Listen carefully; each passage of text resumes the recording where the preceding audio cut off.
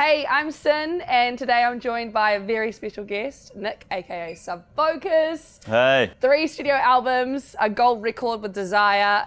He's just about to embark on an amazing tour across Aotearoa here in New Zealand. Let's find out what his journey has been like to get to this point and what is next. Subfocus. Hey, thanks for having me. I'm good, except I woke up at 2 a.m. this morning. I'm very, very jet lagged right now, so hoping I get through the interview okay. This will be fun. So you haven't clocked your billboard in central Auckland yet? No, I haven't seen that. That's really cool. Wow, awesome. Is that a crazy concept for you? Did 18-year-old Nick ever think he'd ever have a billboard on the other side of the world? No, it's mad. I mean, I think particularly in New Zealand, drum and bass feels so huge, you know, and that's like in itself pretty crazy. Like it just feels like part of like almost like a mainstream genre of music here, whereas you know in the UK and bits of Europe it's like popular a bit in a very sort of underground way. Yes. So it's like it's really cool to see it sort of like reach such a big audience here. For sure. You're considered a pop star here, like you'd walk down the road and get recognised, where in the UK would that kind of happen? Yeah, so no, not really, and I kind of like that. Obviously it's nice not having like a huge level of fame, because it's nice to feel just like incognito when you're walking around, but it is kind of mental coming to New Zealand, like sort of experiencing a little bit of that. It's cool, and yeah, it's nice to like meet lots of fans and stuff, and awesome. Get some appreciation from people. So what were you first, a DJ or a producer, and do you think there's a benefit to being one or the other first? I'm trying to remember like which order things started in, and the first thing that happened was when I was like a young teenager at school, me and my friends decided to start a rock band. Cool. And this was like before any of us could play any instruments. What were you called? We didn't have a name, luckily, because it would have been probably really embarrassing. Something like truancy officer or something, you know, you're like a little bit rebellious. Yeah, so I mean, we were into like, I was really into Guns N' Roses, and then I was into Nirvana, bands like that. So sort of like, this is like sort of early mid-90s sort of time. And then I quickly got into dance music via like bands like Prodigy, Chemical Brothers, who had a kind of rocky edge at that time. And I started getting into making music, and I had my parents' Acorn computer I was working on, and I was basically making rudimentary jungle using, I had to put it in using classical notation, which is like a ridiculous way to make dance music, but that's how I'd begun. And a couple of years later I got some decks and started DJing. So I think the DJing came shortly afterwards. But they both really go hand in hand, you know. I think like you, especially during the pandemic, you sort of realised that like you really missed the being able to test tunes and see audience reaction of tunes, you know. Like it's so, I find it so motivating when I've got a show I'm really excited about to finish lots of music for that, because I'm kind of visualising how the show's going to be, that I'm imagining what type of music I want to hear in that venue, basically.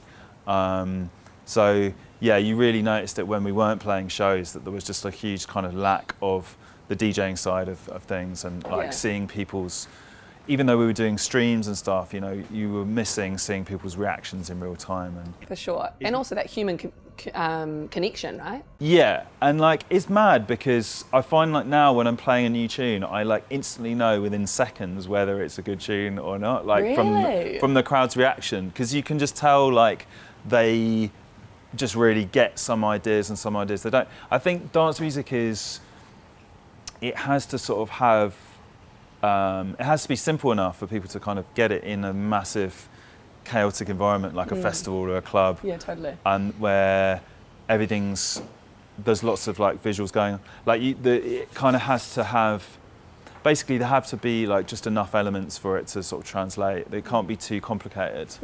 Otherwise, sometimes ideas don't come across well. So those are the type of things that I notice when I play a tune for the first time. Sometimes like the vocal might be too intricate, or people might not really get the vocal, that type of thing. And you can kind of tell that almost straight away.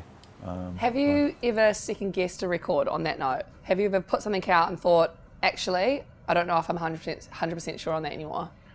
I definitely have. There's definitely been records I put out that I've sort of like gone off over time. I think it's inevitable that you're going to do that.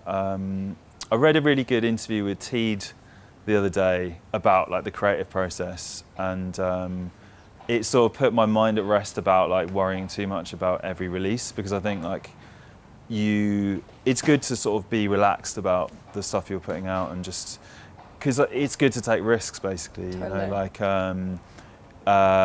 me and Dimension just put this track out, Ready to Fly, and we were both kind of like, I guess like it's nice when you work with people because they kind of like spur you on and make you feel more at ease about what you're going to put out. But I mean, I do analyse a lot the best strategy of what record to release next, and like you obviously try and figure out how people are going to respond to it and hope that people respond well. But I think it's also about taking risks sometimes and being a bit like throwing caution to the wind and Totally. that kind of thing. Yeah.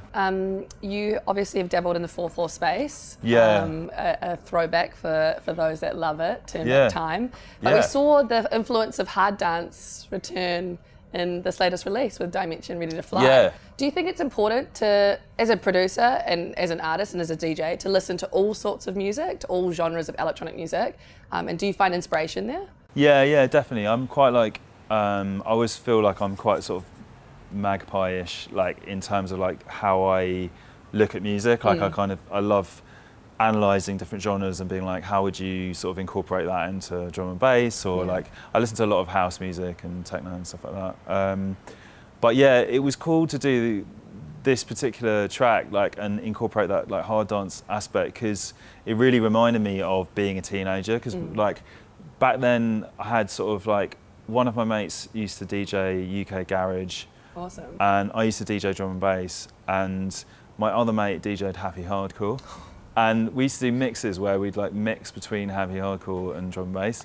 And this tune kind of really reminded me. It was like, it's weird, I've kind of made that into a song like That's 15 years later. Yeah, nice little ode to your past. Yeah, it's kind of cool. But yeah, the song really reminded me of those times when I was like listening to those kind of records with friends, and like it was fun to bring that back. And I think it's just fun to play with different genres of music and incorporate things.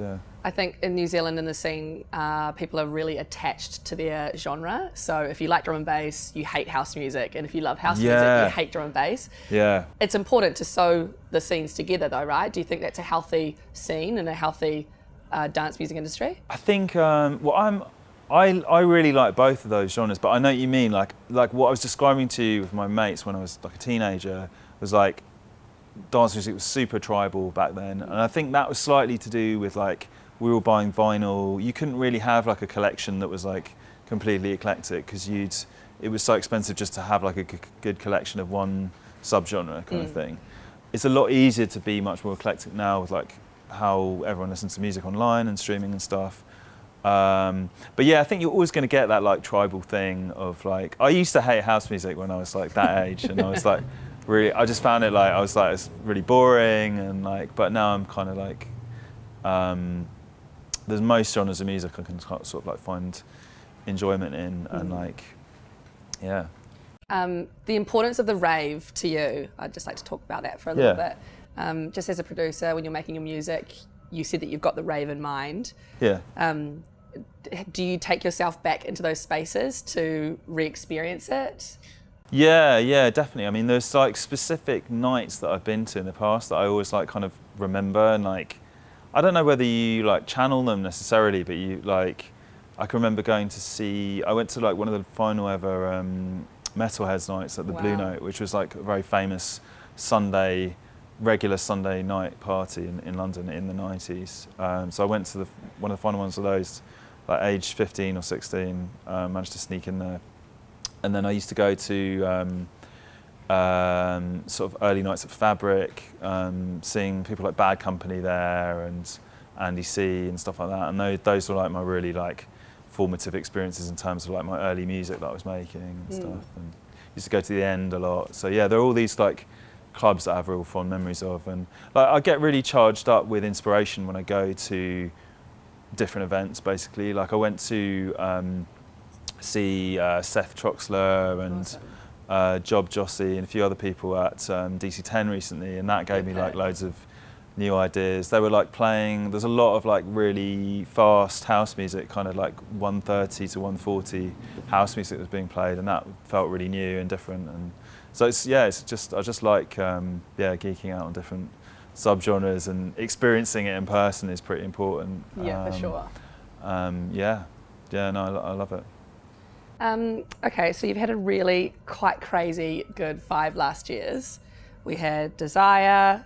Now I'm going to be doing my fact checking here. We had Desire. You put out Portals with Wilkinson in 2020. Yeah. Obviously dropped Freedom, which has been a massive hit here in Aotearoa, 2021.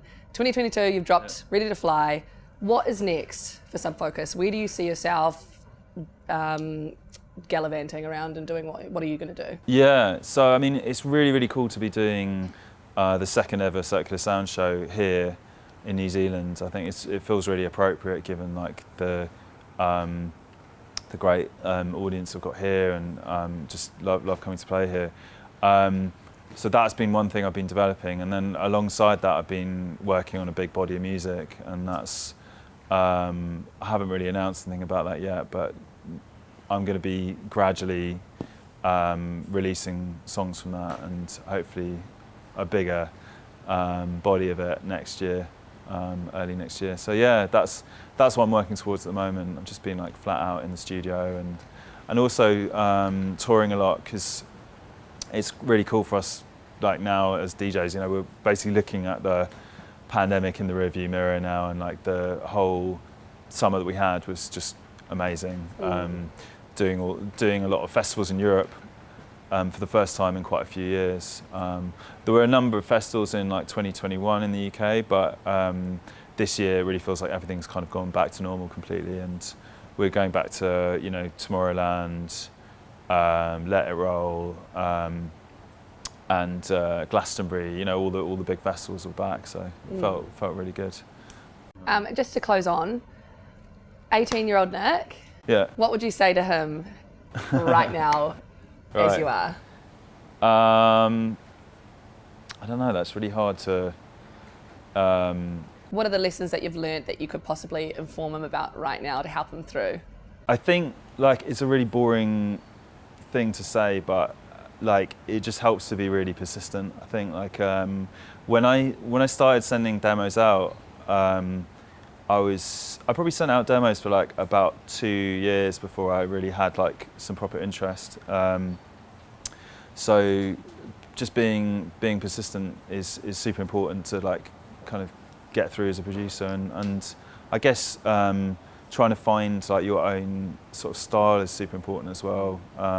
Like what makes you unique, because I think it is, and it's fine to sort of, you know, when I started producing music, I was basically really trying to emulate the sort of stuff that I was listening to, but I think when I really started to get some cut through was when I was making songs that sounded a bit different, and that's what really helped my career. So I think I don't know, it's hard to figure out what I'd say to myself when I was younger, but yeah, it's a cool feeling that it all kind of works out, and yeah. Nice one. Yeah. Subfocus, thank you very much for joining us. Thank you very much, guys.